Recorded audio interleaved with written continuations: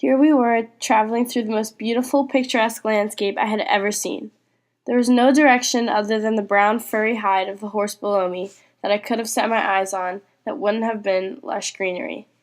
The sounds of the birds singing along with the whistle of a breeze navigating through the trees and the restless murmur of the creek straight ahead all flowed together in perfect harmony. It was the picture of tranquility.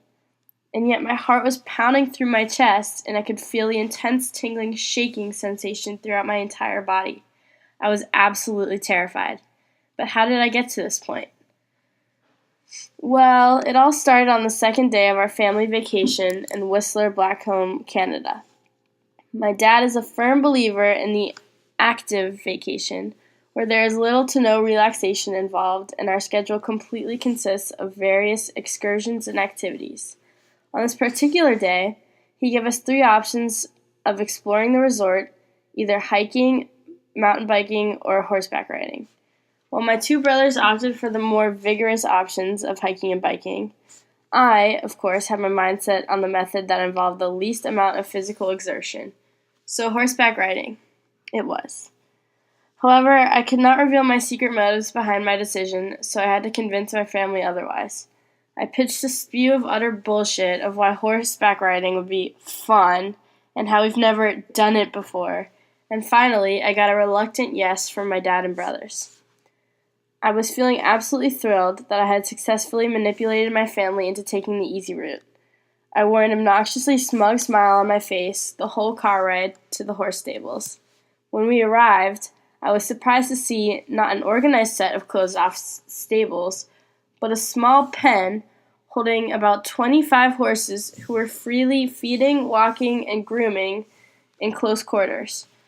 The pen was attached to an extremely short overhang to provide shelter in harsher conditions.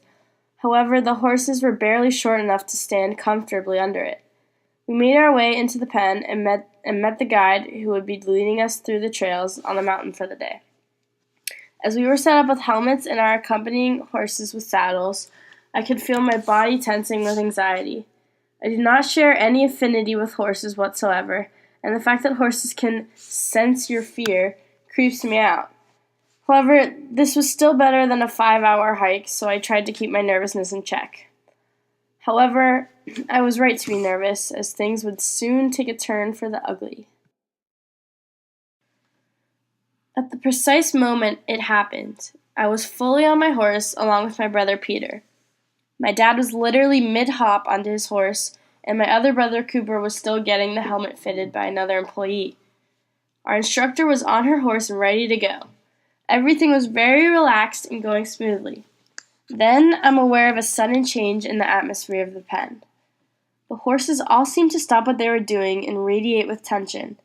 I could feel the muscles on the horse flex and harden beneath me, and its eyes dart to the center of the pen. I looked in the same direction and found our instructor sprawled on the ground and her horse reared up on its 2 hind legs with the majority of its body suspended in the air. As my eyes registered what was going on in front of me, I heard a blood-curdling neigh that set everything into motion. The next few images occurred within seconds of this event in what felt like slow motion. First, the instructor scrambled to her feet and retreated to the side of the fence near Cooper.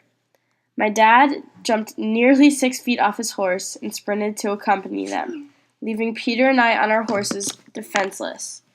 The horses began galloping through the small pen in utter chaos, some jumping the fence and others joining the majority in a mad dash across the circumference of the pen. Peter and I had the good fortune of having the horses whose immediate reaction was to run to seek shelter under the overhang. As we were nearing the roof, I could see the support beam coming closer and closer at eye level. In a moment of pure panic, I hugged the torso of my horse to avoid being absolutely decked by the support beam.